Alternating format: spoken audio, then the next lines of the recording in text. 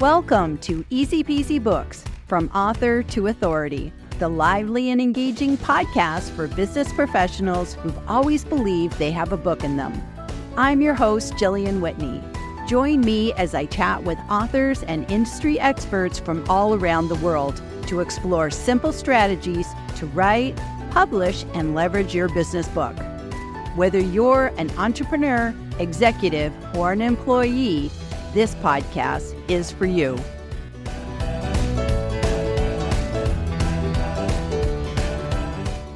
Hello, everybody, and welcome back to another edition of the Easy Peasy Books podcast. Today, I want to talk about something that I don't think gets talked about enough, and it's this idea that we see books all the time, but we don't really see them. You know what I mean? You pick up a book, you read it, maybe you loved it, maybe you don't, and then you move on with your day. You're not sitting there thinking, I wonder what font they used. Instead, you're just reading it. And here's the thing. If you're about to self-publish your own book, you need to start looking at books differently. You need to start looking at them like you're a detective, like you're trying to figure out how the sausage is made. So to speak.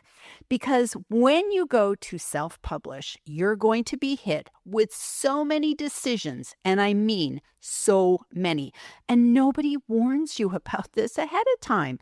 So that's what today's episode's about. I want to give you some homework, author homework, and I promise that it's easy peasy, but you can start doing this now, even if you haven't written a single word of your book yet. And I'm going to tell you a little story about how I learned this lesson the hard way. When you self-publish, you essentially are becoming the publisher. And that means that you have to make so many decisions that if you went the traditional route, somebody else would be making them for you. And they're decisions like the trim size, the font, the page color, the margins, on it goes. And look, that's actually kind of exciting because it means you have full control. But it can also feel very overwhelming if you don't know that this is coming. And I know this from personal experience. So here's what happened to me. So when I was working on my very first book, I didn't have a clue. I didn't have a clue about any of this. And I remember I was starting to feel so stressed out because it felt like there was just one question after another question after another question. And my husband, Devon, bless his heart, he was the one asking me all these questions, because he was doing the publishing. And he said, what about the font? What about the trim size? What do you want with your section headings? What kind of paragraph style do you want? Do you want justified text with hyphens or without hyphens? And it got to the point where it felt like Devon was staying up at night, just dreaming up more and more decisions for me to make. I'm not kidding. And I get a little bit of headache even thinking back and remembering how overwhelmed I felt. And I remember one day I just said, can't you decide? Like, can't you pick one and then we could move on? And Devon just looked at me and said, but it's your book. Ouch. Point taken. He was absolutely right. It was my book. It's your book. It's your book, baby. And all of those little decisions, they really do affect how professional or unprofessional your book ends up looking. And here's the thing. Not everybody realizes how important this is. And I can tell you from experience, I am a picky reader. When I go onto Amazon and I'm looking at one book from an author, especially if I don't know them, I'm always going to go and check out the look inside feature because I want to have a look at what this book's look like, because I have gotten a lot of books that were like no good. And so I check out the look inside feature, download a sample, whatever you want to call it, And for some books, there's going to be an automatic fail for me. Like maybe the line spacing looks a little bit off, or maybe it's so tight it's hurts my eyes to even read it, or maybe it's weird and loosey goosey. And maybe the font is just one of those styles that's really hard to read. I remember looking at one book, and it was like every single paragraph was like this weird link underneath and it said click to tweet, and I just went, what on earth is happening here? So obviously when I see a book like that, hard pass, I'm not going to buy it. And here's the bigger point: a sloppy, unprofessional looking book is going to hurt your author brand, because if people see a book that looks like it was just thrown together, chances are they're going to think everything you do is just thrown together. And that may not feel fair, but you know what? We judge a book by its cover, and we also judge a business professional by their book. So this is very important. So when Devon reminded me that this was my book and that I needed to take responsibility for making all these decisions, something inside me kind of shifted. So I rolled up my sleeves and I got to work trying to understand what was the implications of all these different choices. And what I realized is there are norms for different genres of books, but this is, there's a lot of room also for personal preference. So it's not always do this only. So much of it is about your personality. And this is what I did. I started to do lots and lots of Google searches. I began combing through all the books that I owned, and I did my own research looking on Amazon. It's really good to just go in and check out the samples of what other people are doing. And I began reaching out to some of my colleagues, and I just said straight up, hey, I'm trying to figure out this. How did you choose what you did for your book, and why did you choose that? And that, my friends, is the homework about what I'm talking about today. So, homework number 1, I want you to go and look at the books that you already have in your house. I'm serious. Just go to your bookshelf and pull a few off and ask yourself, what do I like about this book? And what do I not like? Because sometimes the difference is obvious. And maybe it could be something like the font is too small and I'm squinting. Or maybe it feels like the pages of this book are so thin, I can practically see them. I can see through them and it's bugging me. Maybe you love how open and airy the pages are feeling. I don't know. You just need to start paying attention. And I want you to take it a step further, just like I did. Look at the books in your genre or your category. For the most part, on this podcast, I'm always talking about writing a business book. So I want you to go look at other business books.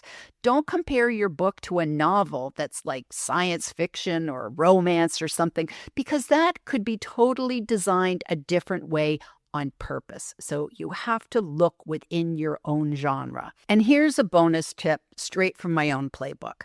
If you personally know someone who has self-published a book, I want you to reach out to them. Ask them specifically what font they used and what size. And what I really want you to be clear on is that font variation is huge. I mean, huge.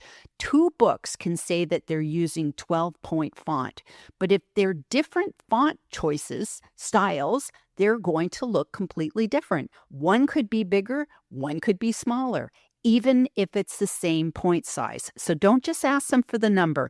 Make sure that you ask for the actual name of the font that they use.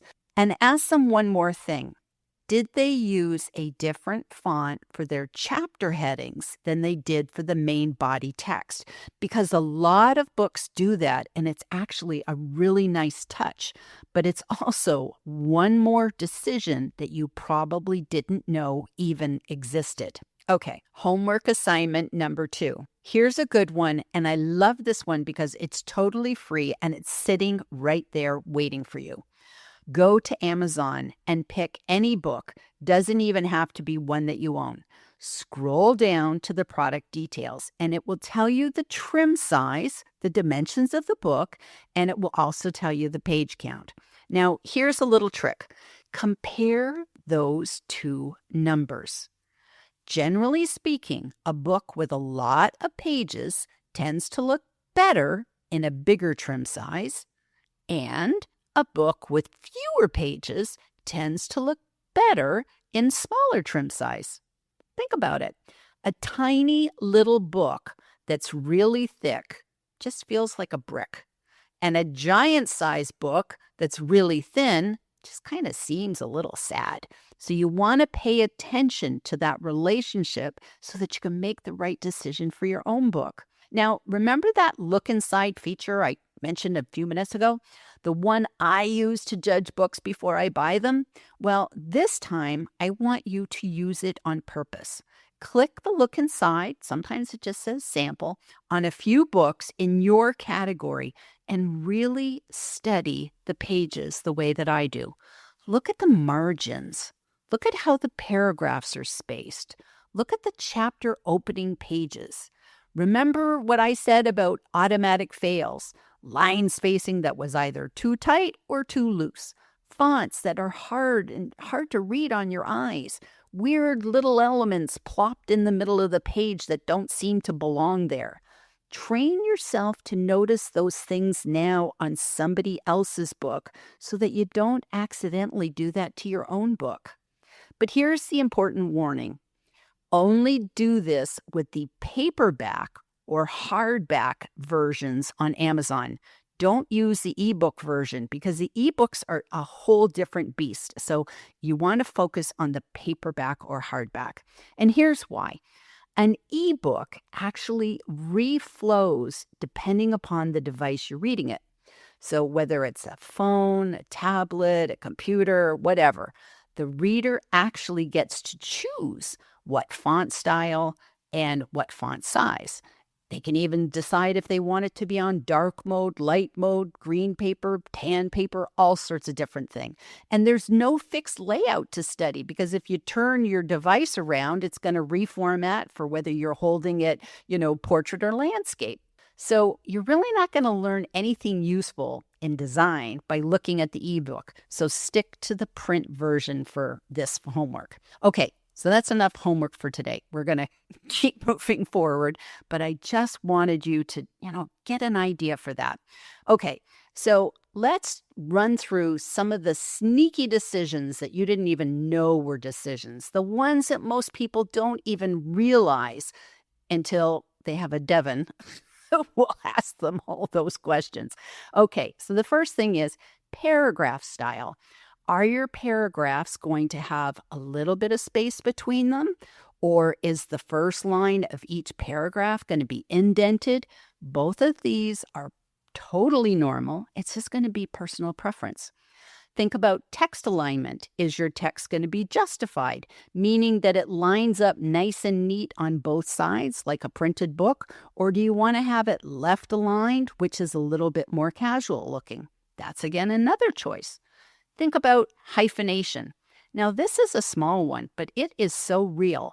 Sometimes a word is just going to get split at the end of a line with a hyphen so that it flows onto the next line. Now, some people like this because it makes the page look even. Other people would rather have every single word always be on, its own line. They don't like to break it up with hyphens. So again, you have to make the decision about which way you want it to be. Chapter design. This is important. How do you want your chapter titles to look? Do you want them to be in the same font as the body text or something that's different?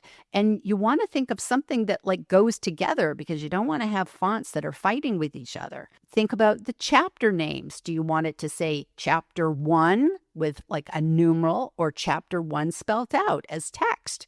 Or do you just want 1 by itself? It's amazing how many differences can be with a book like this. So again, think about this as you're looking at other people's books.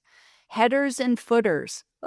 This is the stuff that runs along the top of the page or at the bottom of the page. And this is where you might see the book title and the chapter title. Sometimes you're going to see the author's name and not see the author's name. Where do you want to have the page number, at the top or at the bottom? These can all be, again, in different places that you probably never even thought to think about before. And then scene breaks. Now, this is one that kind of threw me in the beginning because it was like, what is a scene break? So a scene break might be that you want to have some logical ends between things. So for instance, I like to have scene breaks where, now is it going to become a homework assignment or something like that. So sometimes they're kind of like the sections within the sections. That's a scene break. And so it could be a decorative image. Sometimes it could be 3 asterisks. It could be a swirly thing. We've done ones for people where it was dots and hearts, all sorts of different things. Could just be a blank space. It could be a plain line. It could be nothing at all. So again, just think about that because this is a thing you will need to think about. Okay, page color. Now, this one totally surprised me. I didn't even think about this, but sometimes you look at a book and it's kind of got a little bit of a translucent feel. It's like you're looking at it and you're like, I kind of can see the stuff on the other side of the page bleeding through. You may not like that. And if that's the case, then you might want to consider using creamed colored paper instead of white paper. So that's just a little tip that I learned. Now, cream paper is actually a little bit thicker. And that's actually why it's not as translucent, because it's thick paper. But the interesting thing is that because it's just a little bit thicker, that is going to affect the final dimensions of your book, which is going to affect your cover. Because your cover, when it's designed, it's going to have to cover the front of your book, the spine of your book, and the back of your book. So if all of a sudden you switch your paper size, you're going to have to account for those dimensions. So this is something that you want to figure out kind of early, not after your cover is already designed and you can't get back and have anybody to help you. So the good news is with Amazon, though, you can actually order a proof copy before your book goes live. And again, this is something that I did not know that I did not know. I had no idea how this all worked when I was doing my first book. And it's nice because then you can hold your book in your little hands and decide, I like this, or no, I'm going to make the changes. And actually, at that point, you can say, you know what? I don't like the white paper. I want to go with cream paper. And you can make that change and you'll just have to get your cover adjusted to account for the thicker paper. But something to think about. And now here's the thing. I have self-published 6 books. And with every one of those books, I actually took the opportunity to change something up. And that's just me because I'm a book coach. And I always wanted to make sure I'm trying new things so that I could help advise my clients. So I have changed the font. I've changed the layout. I've changed my cover from glossy versus matte. That's something I haven't even mentioned, is that you have to make the decision. And it's just like, oh, I couldn't even vision this. So I had to go to a bookstore and look and see how many books had the matte versus glossy. Personally speaking, I chose glossy because with the matte, it shows fingerprints. So I didn't like the fingerprints. You need to think about hardback versus paperback, color versus black and white. I have tried all of these, all in the name of book science, as I like to say. And through all the trial and error, I finally have landed on a template that I now use going forward for when I write. So I haven't changed every single one of my books, but I have changed several of my books over time to really get that feel. So if you feel you're fumbling around a little bit with your first book, please know that's perfectly okay. That's actually part of the process. You don't have to get it perfect on book 1. Sometimes you just have to make a decision, live with it, and learn from it. And you can always change it with your next book. Or if you don't like it, you can always redo your book. So that's just nice to know. And I know I've thrown a lot at you today. And if you're sitting here thinking, oh my my gosh, how am I supposed to remember all of this stuff? If you work with us, we actually offer a template of default choices to our clients that kind of take some of this fatigue away. And it's not all or nothing. It's like you can start with a template and then make some decisions here and there. And we even offer for our clients that we will go through a Zoom call and we will help explain things. So I just want to let you know how we do it with our clients. But I'm sure whoever you work with will give you, hopefully that kind of grace that you can start with something and then make the key decisions that you have to make. Because self-publishing doesn't mean that you have to do everything by yourself. And at the end of the day, we believe authors should always be making informed choices, not rushed ones and not guessed ones. So you just don't want to wing it when it comes to the design of your book. So please don't let any of this paralyze you. Instead, think of it as you're being empowered by doing the homework today that's going to help you to be the informed author tomorrow. Here's what I want you to do now. The next time you pick up a book, any book, I want you to really look at it. Study the font. Notice the margins. Flip to a chapter opening and see how it's designed. If you start to feel overwhelmed, just remember those words Devon told me. It's your book. Remember, it's your book, baby. And that is actually a good thing because it means that you get to shape every single page of what your book is going to be. And because at the end of the day, you want to have a book that you're proud to have your name on. And that's what I'm hoping for you. Okay, so that's it for this week's episode. Thank you for joining me today, and I hope to see you back here next week for another edition of the Easy Peasy Books podcast. Thank you for tuning in to this edition of Easy Peasy Books, from author to authority. If you found value in today's episode, I'd be grateful if you could leave us a review. It helps other aspiring authors discover our podcast. To learn more about writing, publishing, and leveraging your business book, visit my website at easypeasybooks.com.